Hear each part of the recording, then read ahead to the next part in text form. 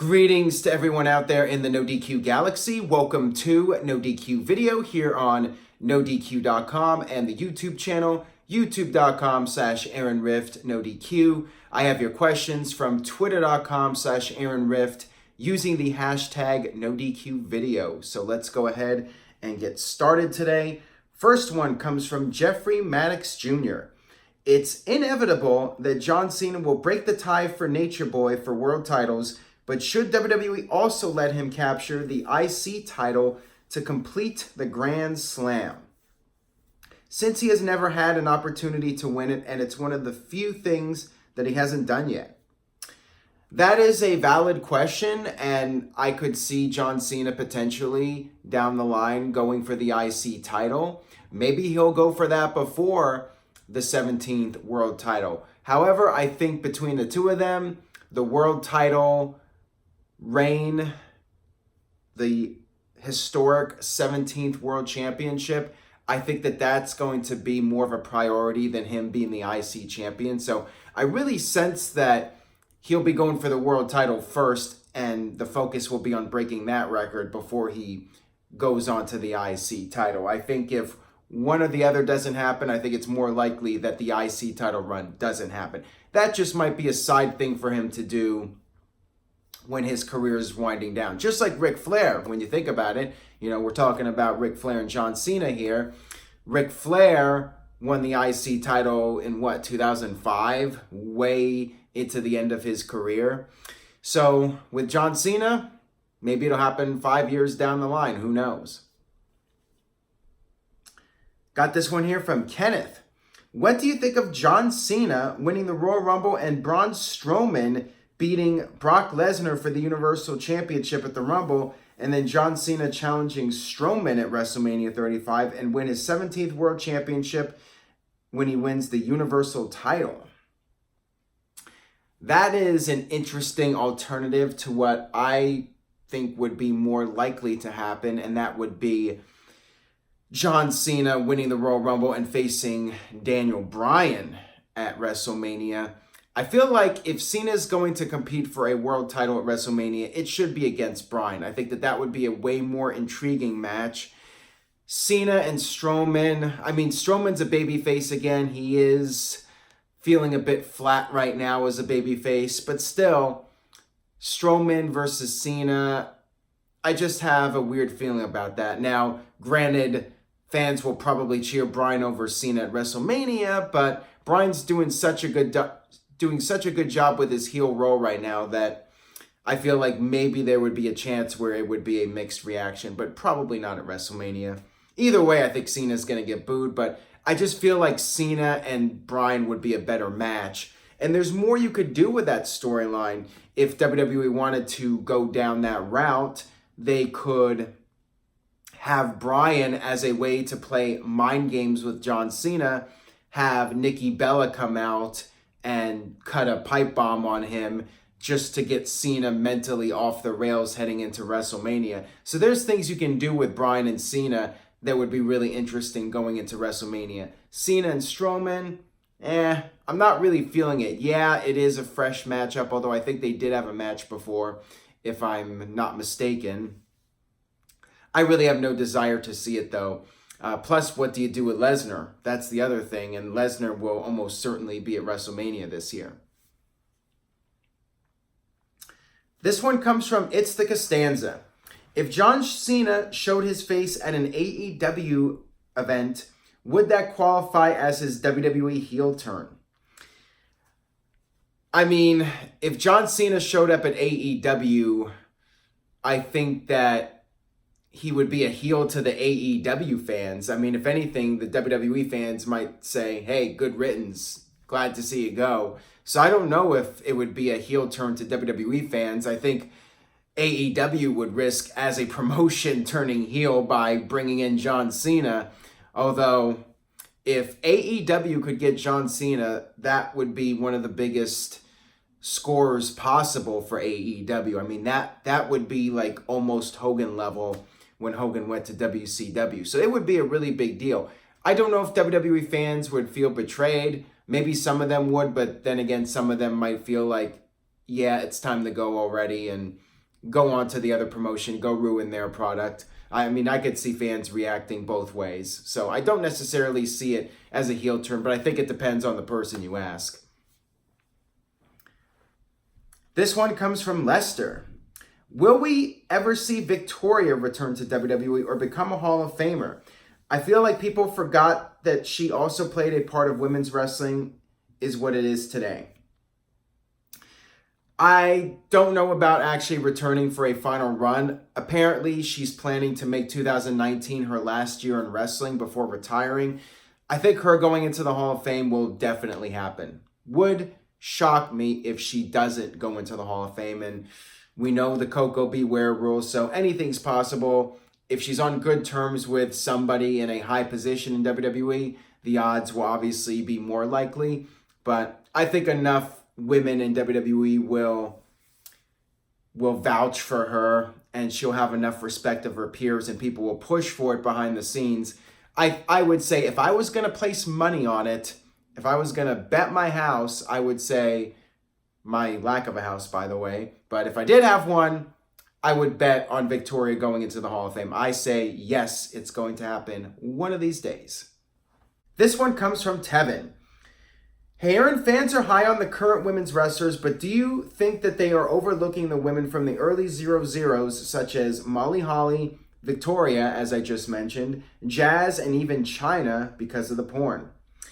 Well, first of all, that's the wrong spelling of China, but it's okay. China, the country's with an I. China, the wrestlers with a Y. But yeah, China is definitely being overlooked. I agree 100% on that. And you could make an argument for the others as well. Like I said, I expect Victoria to go in. I expect Molly Holly to go in. It's just a matter of time, you know. Now that the women are being put in more of a high-profile position in WWE, I think we are going to see more female Hall of Fame inductees. I think there'll be at least one every year from this point forward. And over the last several years, we've seen several of them go in. Trish Stratus, Lita, Ivory, and there have been others as well. So yeah, Beth Phoenix. I think that we're going to see those women over time. You got to be patient here. Over the next 5 years or so, I think we will see Molly Holly, Victoria, and hopefully China go in. But again, you have to wait and not be impatient about it. This one comes from Stephen S. If Seth Rollins is indeed going to win the Royal Rumble, could you see him winning the Rumble by entering from the number 1 or number 2 position? We haven't had anyone win from 1 or 2 in a very long time, and Rollins has shown he can already go the distance time-wise. I like the idea, and like you said, it hasn't been done in a while, so, you know, if it was done every year, I would say, yeah, this is kind of a little unbelievable. You know, you have to suspend disbelief, and the number 1 entrant is not going to win that often, but if you start having it happen all the time, then, you know, it's difficult to suspend that disbelief. But yeah, if anybody could make it work in the storyline, it would be Seth Rollins. He's the guy that can go out there. He had that gauntlet match last year that went over an hour. So yeah, I think that if Rollins is going to win the Royal Rumble, I would certainly consider the idea of having him kick off the match, and then people think, well, he's not going to win, but then he goes the distance and ends up winning the whole thing. Got this one here from #SequesterSuperfan. People don't seem to be listing Kurt Angle in their prediction cards for WrestleMania. If not Lesnar versus Rollins, how about Angle versus Rollins? There's a reason why people are not mentioning Kurt Angle in their WrestleMania cards. As much as we love Kurt Angle, it's really time for him to call it a career. His last several matches haven't really lived up to the hype. The WrestleMania match with Triple H and Stephanie against Kurt and Ronda was really good, but I think a lot of that was just due to how the match was laid out, and everybody was able to do their part well. And it was a team effort with 4 people working together, rehearsing the match, planning it out, and it just worked out. The personalities also overcame whatever shortcomings that they had. But yeah, Kurt Angle, the matches we've seen him in, he's been very limited in what he can do. He's definitely, much slower in the ring than he used to be. So, there's not really that hype about him anymore, and there's not really that desire to see him in a big match. Maybe one more WrestleMania match. Who should he face? I would be afraid for him being in there with Brock Lesnar at his age. Rollins, again, if Kurt Angle could keep up with Rollins, it would be great. If this was 2005 Kurt Angle against Seth Rollins, let's get this match signed. Let's do it. But now I feel like Rollins would have to slow down his style quite a bit to keep up, to have Kurt Angle keep up with him. So, I really don't think Angle should be in a match this year, quite frankly. I think it's time to call it a career. Maybe you could do one more match for a feel-good moment, but I don't really have a good opponent for him. I don't know. What do you guys think? Leave a comment. Let me know. Got this one here from Sean Huggin. Is there anything from 2000 WCW that you enjoyed? Amidst the cluster, I loved the Sting Vampiro feud. The Sting Vampiro feud was okay until they did that Human Torch match, which was absolutely ridiculous. WCW 2000, I did like 3 count, and I even liked Tank Abbott. I mean, Tank Abbott was not good in professional wrestling, but the comedy stuff was amusing.